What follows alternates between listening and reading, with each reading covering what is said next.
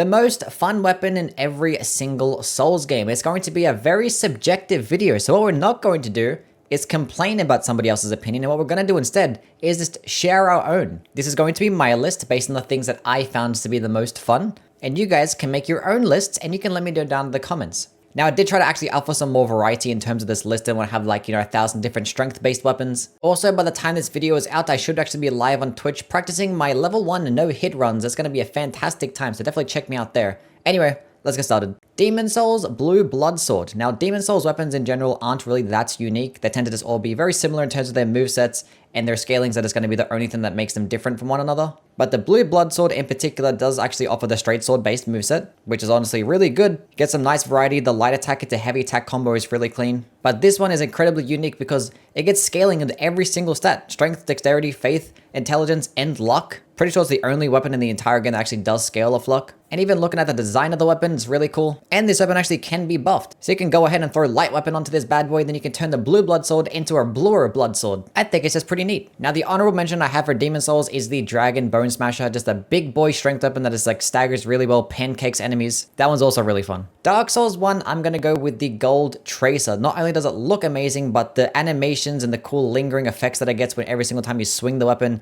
is just super clean. And the fact that it is a curse sword means you're gonna have a quicker moveset, means there's gonna be like less frustration in terms of being stuck with like a longer animation. But the heavy attacks is definitely gonna be the coolest thing about this because it actually has a cool little flurry attack that is very reminiscent of like a weapon skill. But obviously Dark Souls never had any of those. And the fact that it gets very good scalings, it just ended up shredding a whole bunch of enemies. Especially because it does have that bleed status effect, which bleed in Dark Souls 1 is never gonna be the most amazing thing, but it still did result in just more damage in general. And it makes for a very nice pairing alongside the Dark Silver Tracer, which having both of those weapons equipped just make you feel so cool. And being that they're both incredibly light, you can pair it alongside the heaviest armor and have a bunch of poise and have a grand old time. Now, in terms of an honorable mention that I do have for Dark Souls 1 is going to be the Obsidian Greatsword. The cool AoE attack that it gets for its heavy is really clean, but the reason I don't really care for it much is that it consumes a whole bunch of durability. It's like 50 durability for every single swing, which I don't really care for that much, but it can still get an honorable mention. Dark Souls 2, the Bone Fist. I didn't think I even need to talk about this thing. All you gotta do is just look at the moveset and you'll understand. Dark Souls 2 movesets themselves are kind of just peak. All get amazing variety. Whether it be one-handed, two-handed, the power stance movesets are all really good and unique as well. But the Bone Fist though, this shit is just super cool. There's been like nothing like this in any of the Souls games. From those clean punching animations, to the stomping attack that gets a little shockwave, that goes into like the martial art punch-kick combo. And even the power stance combo is just absolutely amazing and unique. Like look at this shit, look at these punching combos.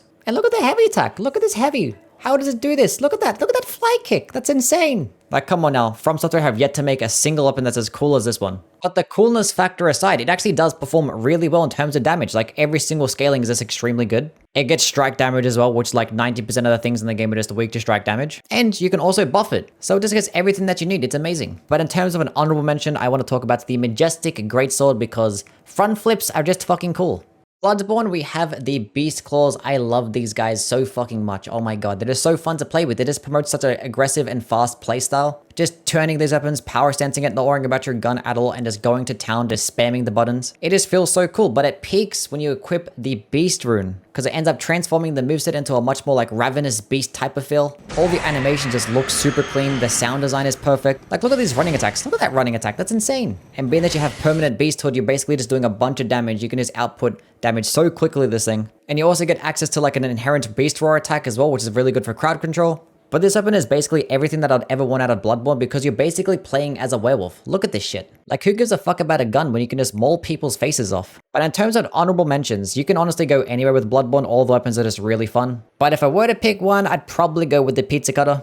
Dark Souls 3, the Ringed Knight Paired Greatswords. Now these things not only look really cool, but they're extremely powerful as well, which is all that you ever need. And it's yet again another weapon in the DLC, which is just going to be further proof that the Elden Ring DLC is going to be another classic. But these weapons right here, just going straight to the big boy greatsword power stancing moveset. You get such a unique combo that's filled with like these pirouettes and jumping attacks. And that's for the weapon skill, you basically get 3 whole parts to it. The first part of it basically like this buffs the weapon with more fire damage and does this cool projectile horizontal swipe. And you can choose to do the follow-up of a poking attack or the follow-up of some cool front flipping high damaging slam that just fucks up everything. Now there might be some times where you just end up missing a whole bunch because the tracking isn't really the best and it is pretty slow. But when you do land an entire combo and it's like stun lock enemies for days, it definitely turns into one of the more fun weapons in the entire game. Now, in terms of an honorable mention for Dark Souls 3, I always have a toss-up between Frida's Great Size and the Demon Skull, which is actually my personal favorite weapon. But yeah, all the DLC weapons are just amazing. Sekiro Kusabi Maru, definitely the most fun and best weapon in the entire game. Even if you do include the DLC, it's definitely still the best. Which I know, probably a hot take, but look at its moveset. Such nice quick attacks with good variety. The charge attacks is a nice poke that does come out really quick. Also, you can equip a whole bunch of different types of weapon skills on this thing, and you can buff it as well. It just does everything really nice. Now, in terms of an honorable mention, I would actually like to give a shout out to...